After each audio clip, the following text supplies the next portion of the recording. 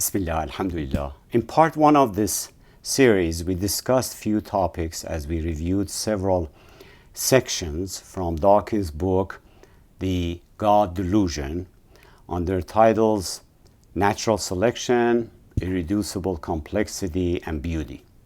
We now continue with few more sections in his book, and today we focus on chapter 3, titled Arguments for God's Existence, in which he argues against given arguments by others in several sections. Chapter 3 is probably the most important chapter because it does delve into real arguments given by believers, and our responses set the stage pretty much for the whole book because most of Dawkins' arguments relate to the same topics in this chapter 3, some of which are repeated throughout the book. Under Thomas Aquinas' proofs section, Dawkins says, "The 5 proofs asserted by Thomas Aquinas in the 13th century don't prove anything and are easily, though I hesitate to say so, given his eminence, exposed as vacuous. The first 3 are just different ways of saying the same thing, and they can be considered all together. All involve an infinite regress. The answer to a question raises a prior question, and so on. Number 1, the unmoved mover. Nothing moves without a prior mover. This leads us to a regress, from which the only escape is God. Something had to make the first move, and that something we call God. Number 2, the uncaused cause. Nothing is caused by itself. Every effect has a prior cause, and again, we are pushed back into regress. This has to be terminated by a first cause, which we call God. Number 3, the cosmological argument. There must have been a time when no physical things existed, but since physical things exist now, there must have been something non-physical to bring them into existence, and that's something we call God. All 3 of these arguments rely upon the idea of regress and invoke God to terminate it. They make the entirely unwarranted assumption that God himself is immune to the regress. In other words, if God created it all, who then made God? As he says at the end of chapter 3, I have alluded to it several times already. The whole argument turns on the familiar question, who made God? So, the above statements plus the question of who made God makes up his whole argument. No scientific, logical, or philosophical proof or meaningful data to support his argument, which is, as a whole, all 3 of these arguments rely upon the idea of a regress and invoke God to terminate it, and that they're all vacuous. And he just expands on these statements as he brings up the believers' common arguments, often with stories, satires, similitudes, and poems. You see, when one has little or no understanding of philosophy, especially from those from Muslim philosophers, nor Islamic concept of God, which we barely scratch the surface in a 5-part series, and only sees things from visual sense, would say, who made God? Which he points out throughout his book. We discussed this topic in detail in parts 1 and 2 of our Concept of God lectures, but we will obviously repeat a shorter version of it here, and I ask my audience to pay close attention to my response because not only it answers above question and above statements from Dawkins, but also addresses many other assertions around this question throughout his book as he keeps repeating them. We will also provide an extended response to his related statements in chapter 3 under the same section on what he calls regress, quote unquote, plus the topic of omniscience and omnipotence. So here it is. Firstly, this question of who made God in and of itself does not disprove existence of God or first cause. Much like Dawkins himself does not deny the existence of many causes. And all it does, this question does, it takes the debate to supernatural as to how and where. Secondly, the question itself is problematic because in order to answer the question of who made God, we must consider God within the time dimension. Meaning, there was a time God did not exist, and there came a time he existed. So we can ask the question, who made him? However, if we say God is the creator of not just matter, but time and space, then we cannot say there was a time he did not exist, because time is a creation of his. So this question of who made what can only be posed for all forms of creation, not a being who is outside of time, one who is eternal, the living and self-subsisting. So when we say there was a time when X effect did not exist, and now it does, means there was a time it did not exist, and now it does due to some cause. So time came before it. Then if we go back through all chains of cause and effect throughout time, we will finally end up with beginning of time, prior to which time did not exist, or what we call the supernatural world. Time is inside the nature, not outside of it, because time is product of natural physical motion, which is within this physical natural world, not for an entity who is beyond. So in the supernatural world, we cannot ask what came before. The question is relevant only when we talk about this physical nature we live in, where everything is in motion, hence time is a component of.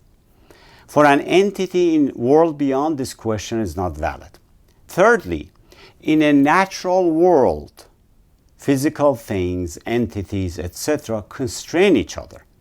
We have limited amount of water or land, limited amount of metals, etc. And if they were not constrained, then we would have unlimited amounts of one thing and nothing else. Or, for example, if we had unlimited amount of copper, there would be no room to have anything else. This in and of itself says there was a plan by a planner who proportioned everything to certain amounts to build an ecosystem for life forms to exist and be sustained. As the Quran says, he who created all things and ordered them in due proportions. However, outside this physical world, the world beyond, there are no limits or constraints. Hence, we recognize the main source from the supernatural to have infinite power, who created this universe with all its dimensions, including time. And there's no power above infinite power, just as there's no number above infinity. Let's give an illustration. Let's say we classify all beings, things, and entities by their inherent power level. That is, we assign a number to all sorts of power or force or energy in the universe. Perhaps give the lowest number, 1, to the weakest, like a microbe or a molecule. then give number 2 to the one with just a little higher power, then 3 to other forms with higher power or energy, then higher 30, 40, 100, and so on. We then ask, in terms of power, is there an entity that earns the highest power for the highest number for the highest power? You say, of course there is. We then say that entity cannot be a creation, because if it is, then there has to be another power or force who has higher power, who created it, one who is beyond his power. When you get to the highest power above whom there is no higher force, no higher power, that is when you stop, like infinity. Is there a higher power than infinite power? Eventually, you will reach an entity who is the ultimate source of power, above whom there is none. His power is infinite. So we must reach to the top above which there is no entity. Dawkins might say, nope, at the end every effect has a cause, and that cause has another cause, and that has another, etc. The answer is, and listen to this carefully, not every effect needs a cause, but rather every occurrence, event, hadith, needs a cause. People confuse the two. Anything that did not exist and appeared based on an occurrence needs a cause. And every occurrence is time-based, as discussed. So, then it belongs to this time-based physical world, simply because there was a time it did not exist or had not appeared yet. Even Dawkins himself has admitted and accepted the existence of an eternal self-subsisting nature that existed on its own as a first cause. But then he questions the believers and asks, why do you say God does not have a cause? We say to him, you admit this physical nature to exist as an eternal self-subsisting entity, meaning you admit there can be an eternal self-subsisting, self-existing entity as the first cause, yet you question the theists, where did God come from? So when Dawkins says in the same chapter, this question of who created God is such a strong indicator that makes God improbable, had he read the Eastern philosophy and Kalam cosmological arguments, perhaps would not pose such superficial question. And know that if you can go above the ultimate source of power, then that is not the ultimate source or infinite source of power you're looking for.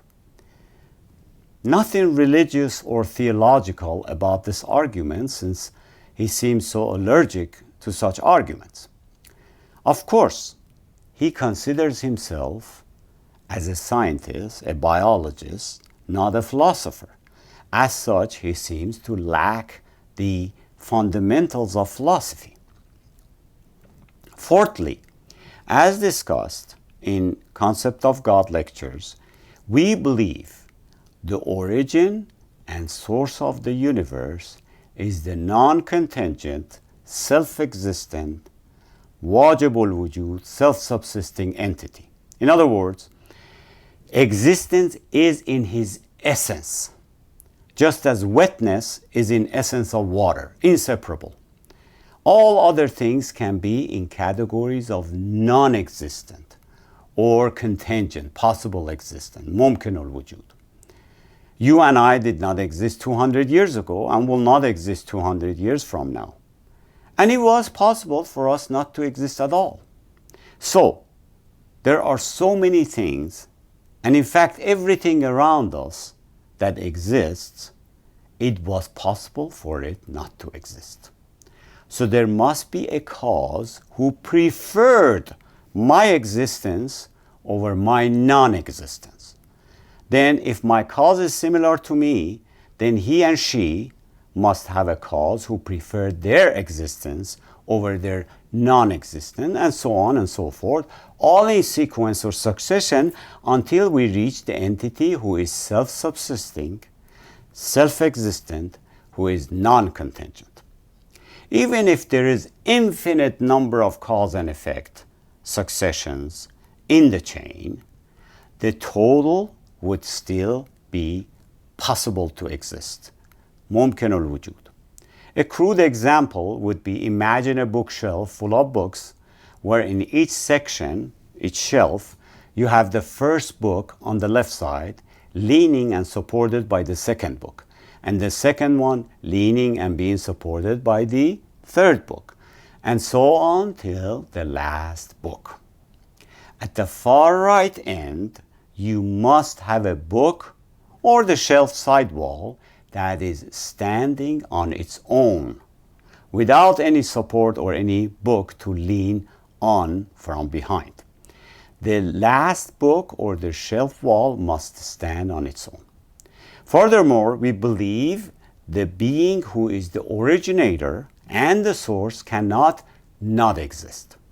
He must exist because not only existence is in his essence inseparable, but also because his existence is necessary for others to exist. Therefore, it is more befitting for the one who is necessary to exist, the non-contingent, to exist than the one who is contingent or possible not to exist. Then, by logic, when the one who can be non-existent does exist, like us humans and our surrounding, how could then the one who cannot not exist, the non-contingent, not to exist? The materialists themselves believe in this division of entities, the non-existent, the possible existent or contingent, like humans or trees or animals, which exist now and at some point did not exist, and the self-existence or non-contingent, which they call the essence of this universe. In other words, they say this universe must exist for all other things in it to exist, and it is eternal, always existed and created all things with its material. The difference comes with the definition of this creator. Materialists say it is the physical nature within the universe that created us, and it does not have any intellect, awareness, and will. But theists say that complex beings, like humans, who are intelligent and have will and awareness, can only be created by a more complex, more intelligent being with will, awareness, and wisdom.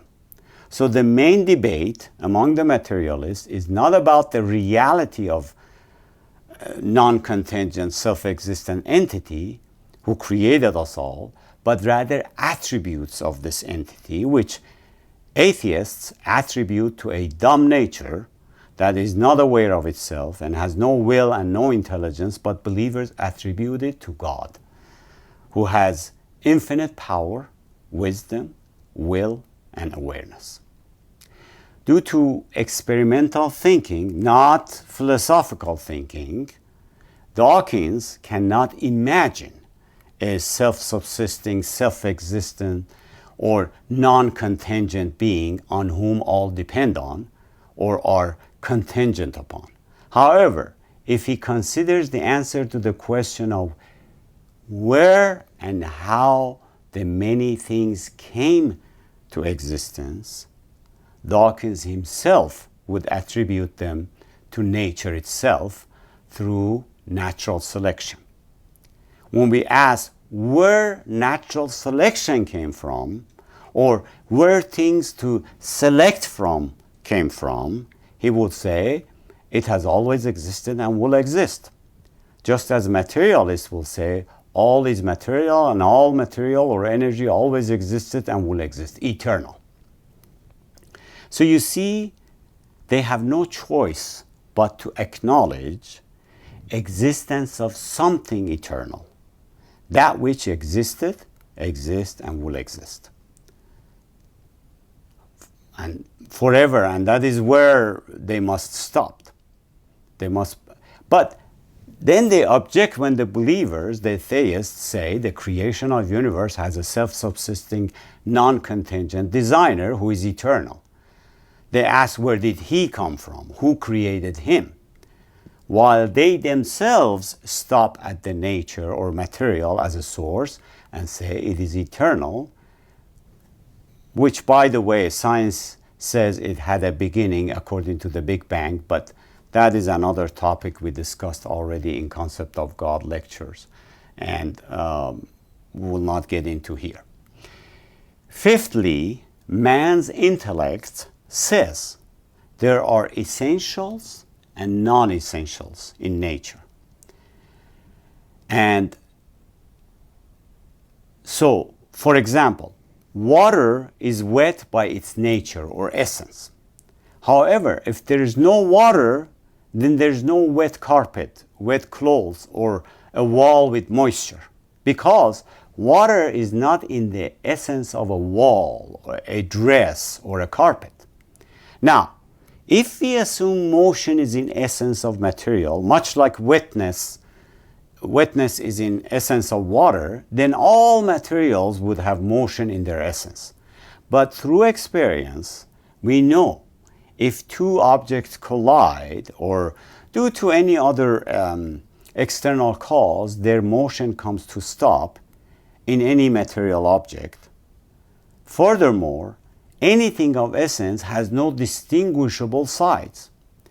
They can come to stop and they have no sides.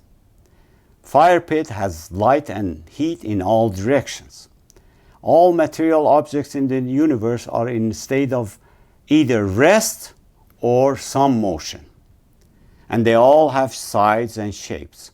So motion is not in the essence of material. Rather, motion is impeded by material often. So the motion in this universe does not stem from the material.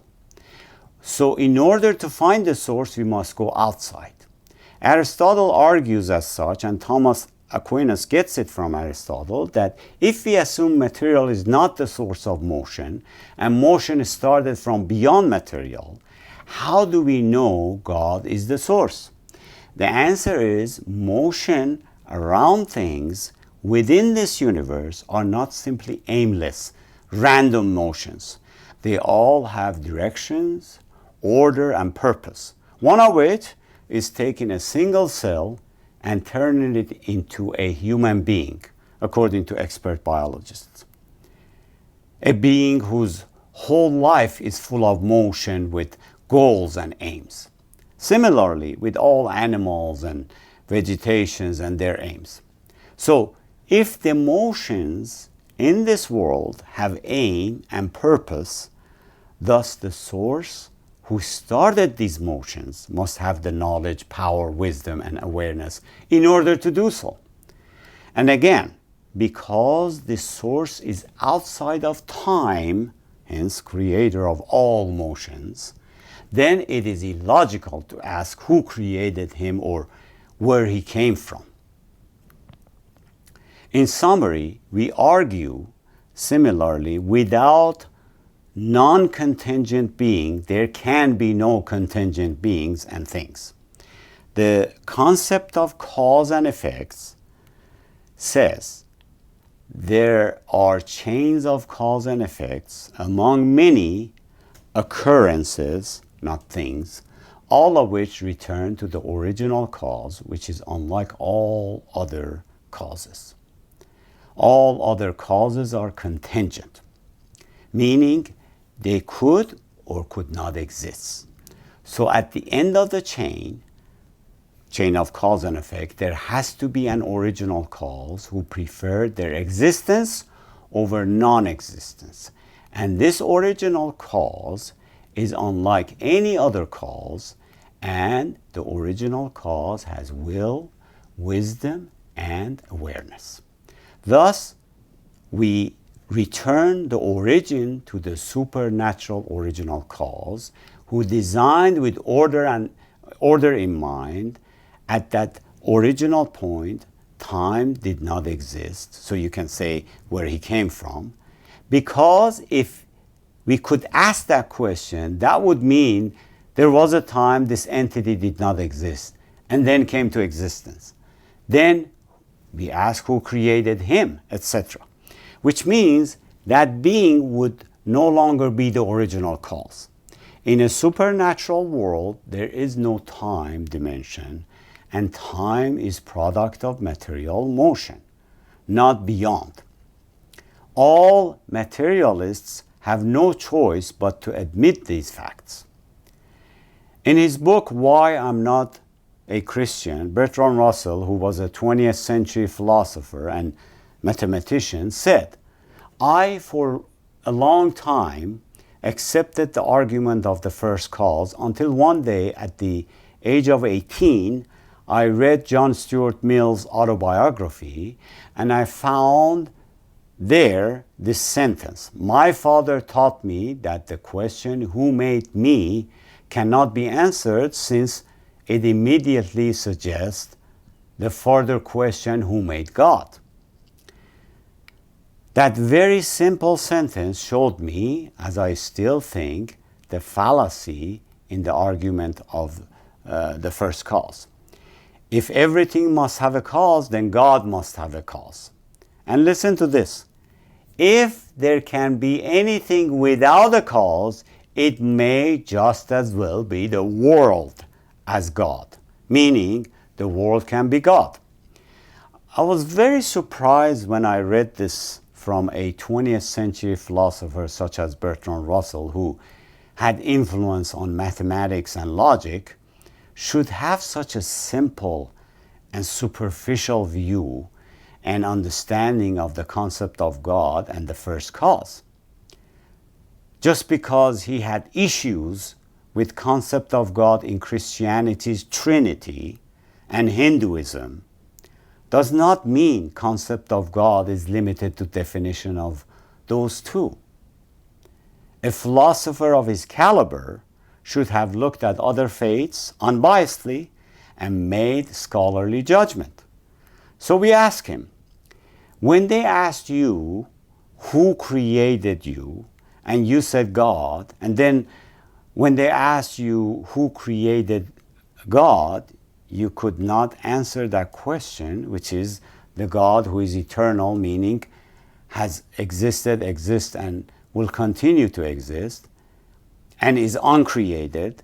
You gave up and ran away from the debate altogether because you could not answer the question. At the end, what was your belief? What was your conclusion? You said it is the material world that existed in the past, exists now, and will exist without a cause. That is what you said. And then you said it may just as well be the world as God, you said. We say to Mr. Russell, with your answer, you just admitted to what you were running away from or trying to avoid. You just acknowledged that the world or the nature who created you is eternal and uncreated, meaning as the first cause. In other words, you gave up God for the same reason. The believers called the uncreated, who is eternal, as God, and materialists call it material or energy. Thus, mankind has no choice but to acknowledge a source that is the origin. The difference is that when atheists like Bertrand Russell or any materialist point to an origin, they describe it as an eternal and uncreated, a material phenomena without intellect, self-awareness, and will. Atheists do not believe in non-contingent, self-subsisting, self-existing entity who is the first cause, yet they describe the material nature as eternal and the first cause that created everything. The difference between us is that we believers, theists, do not see the physical nature as self-subsisting, non-contingent, eternal creator, due to its constant changes and external influence in its order and design, and describe the ultimate creator to be the non-contingent, self-subsisting who is outside of this physical nature or material world and has will and awareness.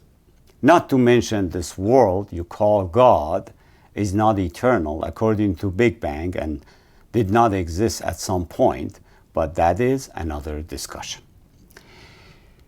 The above response also answers Dawkins' statement in chapter 3 under Thomas Aquinas' proofs section on what he calls by mistake regress, as it should be really sequence or succession, because regress implies a return to a former or less developed state. Your parents and their parents, who were the immediate cause for your existence in this world, were not less developed than you. In the same section, Dawkins continues, even if we allow the dubious luxury of arbitrarily conjuring up a terminator to an infinite regress, he means succession, and giving it a name simply because we need one, there is absolutely no reason to endow that terminator with any of the properties normally ascribed to God: omnipotence, omniscience, goodness, creativity of design, to say nothing of such human attributes as listening to prayer, etc. Incidentally, it has not escaped the notice of logicians that omniscience and omnipotence are mutually incompatible. If God is omniscient, he must already know how he is going to intervene to change the course of history using his omnipotence. But that means he can't change his mind about his intervention, which means he is not omnipotent. Karen Owens has captured this witty little paradox in equally engaging verse. And then he says, can omniscient God, who knows the future, find the omnipotence to change his future mind? This is a childish objection, to say the least.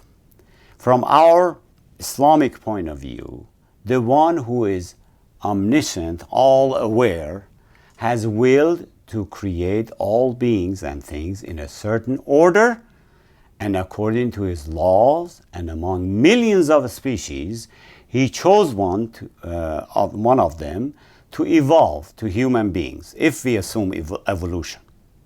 Then Dawkins says God is not omnipotent, all-powerful, meaning he cannot change this order or anything within this order that he created. The short answer is he does not want to, because his infinite knowledge and wisdom is not in conflict with his infinite power. He can disrupt if he wants to, through his exceptions. As we have seen, he can send down a storm or earthquake to disrupt natural state and routines, which cause casualties. Therefore, if there was a conflict between his power and knowledge, we could then say he cannot be all-knowing and all-powerful. But when his wisdom and knowledge made a choice, and his power works to execute that choice, between his power and knowledge, there is 100% concurrence and convergence, not conflict. Of course, along the way, if he wills, he can demolish a city with an earthquake, perhaps, so you and I get it, so to speak. The Dawkins, then, in continuing the section, Dawkins gets into an argument he calls the ontological argument and other a priori argument, where he says, it is possible to conceive of a being than which nothing greater can be conceived. Even an atheist can conceive of such superlative being, though he would deny its existence in the real world. But goes the argument, a being that doesn't exist in the real world is, by that very fact, less than perfect. Therefore, we have a contradiction. And hey, presto, God exists. He then says, let me translate this infantile argument into the appropriate language, which is the language of the playground. And then he goes through the argument. Bet you I can prove God exists. Bet you can't. Right then, imagine the most perfect thing possible. Okay, now what? Now, is that perfect thing real? Does it exist? No, it's only in my mind. But if it was real, it would be even more perfect, because a really perfect thing would have to be better than a silly old imaginary thing. So I have proved that God exists. Here Dawkins is quoting Saint Anselm of Canterbury about ontological argument, but this is not how Eastern philosophers, especially Muslim philosophers, define the argument, where one imagines a perfect being to be God or sees God through imagination. Muslim philosophers have divided beings into three categories, as discussed a few minutes ago. One, the non-existent, like bright darkness. One that is possible to exist, contingent, like humans, for example, whom all scientists agree one day did not exist and then came to existence. And then one that is must exist, or non-contingent.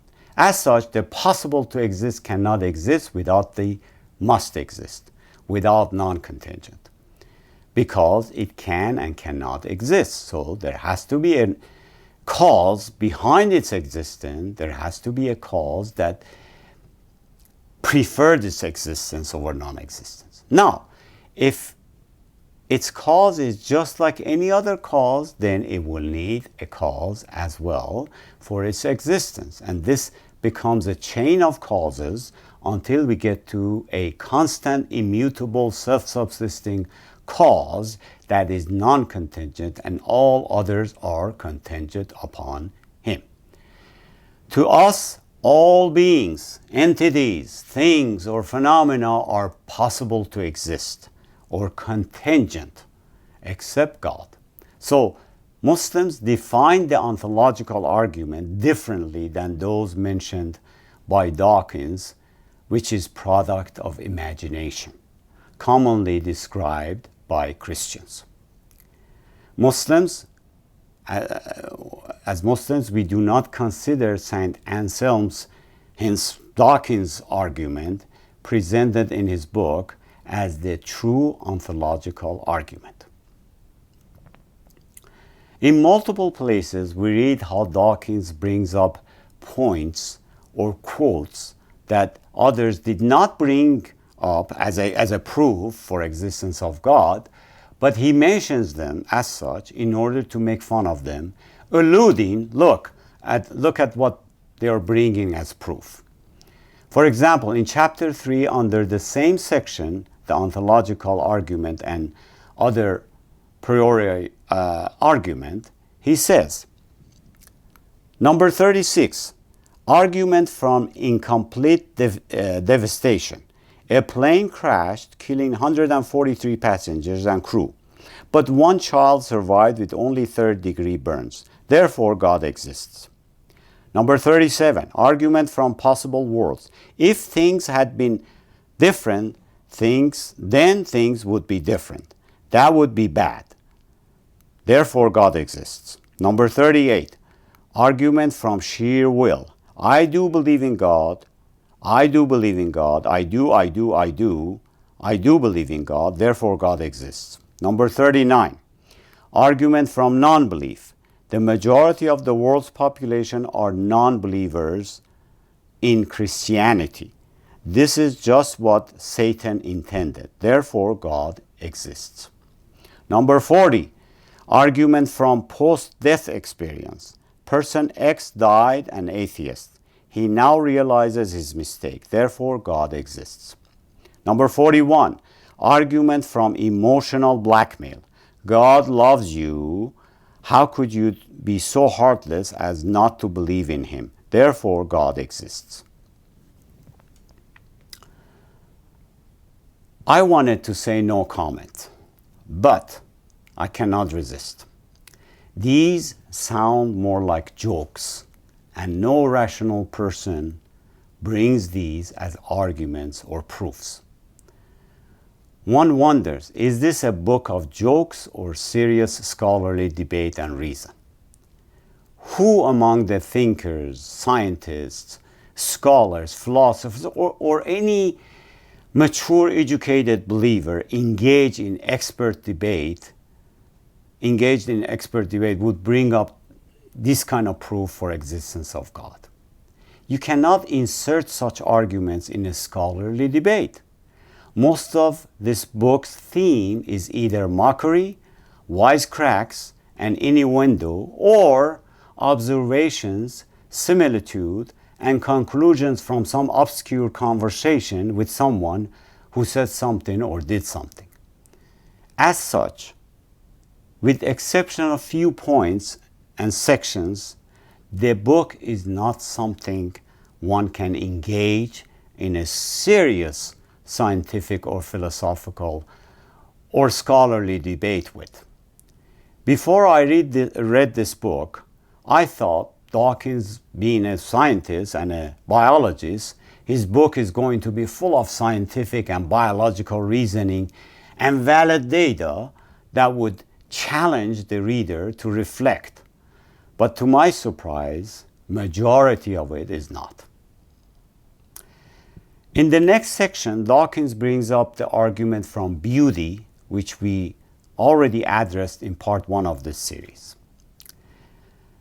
One of the issues many thinkers and intellectuals have raised is that some people bring up weak arguments or proofs that common people on the street may bring up, then reject them, then conclude the subject matter as a whole is fundamentally wrong or false, while the weak reasoning or observation somebody on the street might bring up may not even be considered valid because the experts in the subject matter do not rely on such arguments.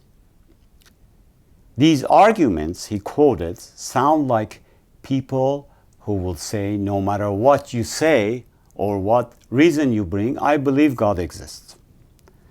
Hence, to bring such statements as a proof against anything is called sophistry, or when in order to falsify or reject a religion, someone brings up a superstitious idea practiced by an uninformed superstitious Christian, for example, then points to that and says the reality of Christian faith as a whole is false or wrong.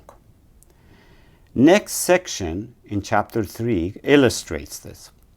In the next section of chapter 3, called The Argument from Personal Experience, Dawkins tells several stories, making the same point, one of which we mention here, as he says, one of the cleverer and more mature of my undergrad contemporaries, who was deeply religious, went camping in the Scottish Isles. In the middle of the night, he and his girlfriend were woken in their tent by the voice of the devil, Satan himself. There could be no possible doubt. The voice was in every sense diabolical. My friend would never forget this horrifying experience, and it was one of the factors that later drove him to be ordained. My youthful self was impressed by his story, and I recounted it to a gathering of zoologists relaxing in the Rose and Crown Inn at Oxford.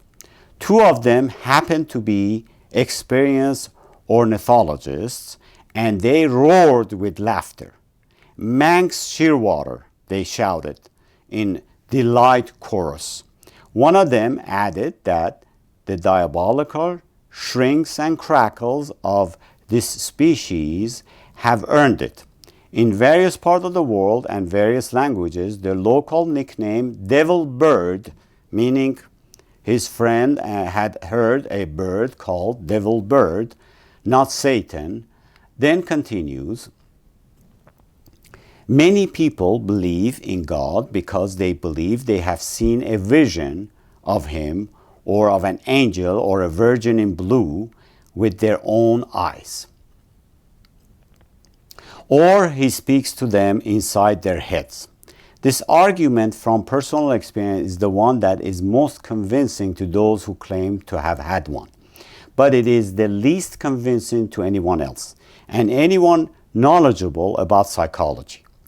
But you say you have experienced God directly. Well, some people have experienced a pink elephant, but that probably doesn't impress you. Some people have experienced a pink elephant, but that probably doesn't impress you. The response is personal experience cannot serve as a proof because it is not transferable. You may have a great experience, a convincing one, but if it did not happen to me, I may say you imagined it. Therefore, personal experience should not be used as a pillar holding the proof structure in divinity.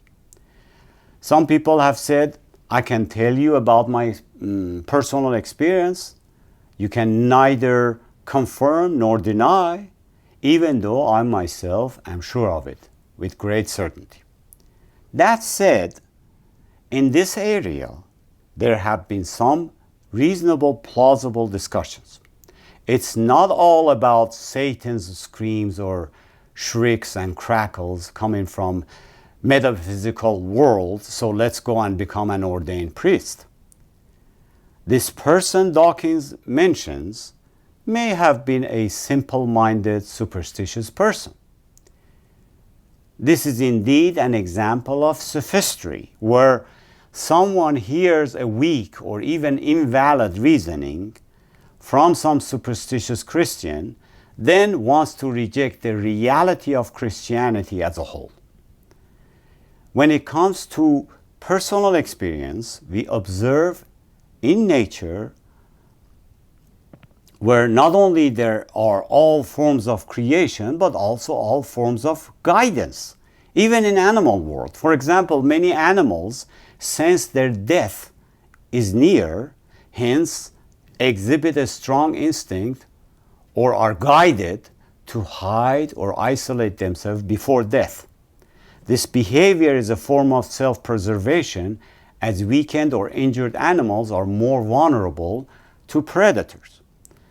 In many cases, they are inspired to do certain things that are amazing to us humans. There are many books written about this topic, like Vitus de Rocher's The Magic of the Senses, New Discoveries in Animal Perception. The inspirations also occur in human world. Dawkins' assertion that if there is a personal experience like inspiration, then it must happen to everyone, is again a red herring, because if it happens to everyone, it is no longer a personal experience. Even discoveries made by scientists occur through an initiation and process that is a personal experience and does not happen to everyone. Otherwise, we would have millions of Einsteins and Newtons. Same with scholars. That is because people have different abilities and potentials. And not just discoveries, but even experiences that any of us could have at any time.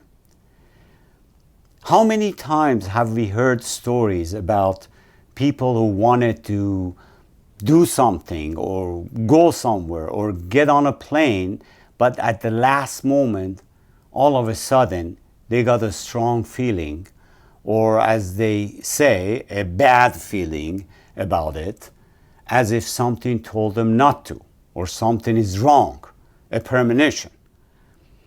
As they changed their mind and did not go or did not do it, shortly after they found out it would have been a disaster waiting for them. These are personal inspirations or experiences that are not proof, mind you, but are real to the person experiencing them. But also, we have sufficient number of such occurrences that we all almost believe them, even though not all of us have experienced them personally. Enough that one can conclude it's not all material, and there are inspirations, directions, or guidance in this world we live in. You cannot tell the person who was somehow saved by such inspiration, for instance, not to get on a bus that would eventually crash, that it's all about material world and they were not guided, or there are no directions that works. Even animals have them. Direction or guidance is subject to anticipation. Anticipation or prediction cannot be attributed to the dumb material in the world. Then there must be some senses, awareness, or consciousness behind the scenes. When there are many instances, frequent enough, experienced and or witnessed by different people at different times, different locations, where there is really no room for coincidence either, how could one then reject such reasoning and notion? As such, we cannot reject sensible personal experiences or witnesses. Yes, we can reject the imagined nonsense, like hearing Satan scream, or seeing angels, or someone sitting on a cloud, as optical illusion, as Dawkins puts it, if that. However, there are things we cannot deny. For example, a person whose dream often comes true to the last detail. Do these experiences with such outcomes sound like the brain playing simulation software or optical illusion, as Dawkins puts it? These are experiences that occur often enough that there are no longer exceptions, but rather maxims. One might say the anticipation of something occurring in the near future that you call maxim is a form of inspiration. It comes from beyond your regular senses like hands, eyes, and ears. It is felt from beyond these. So, then the source of it must have some sort of awareness, consciousness, which you cannot deny. These are personal experiences one goes through or witnesses, but at the same time does not want to force you to accept. But he or she has reached such conclusion, and it makes sense.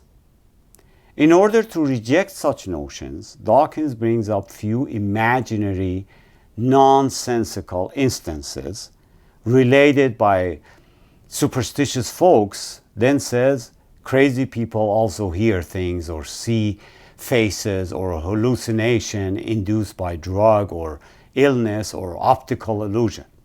However, when we have sensible people experience sensible things, you cannot generalize and say they're all crazy. They're not crazy or superstitious, nor do they want to trick others. Many of them are having scientific discussions. There are books written about these personal experiences.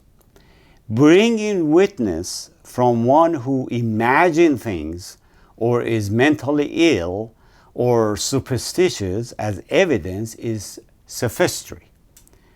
At the end of the section, he says, that is really all that needs to be said about personal experiences of gods or other religious phenomena.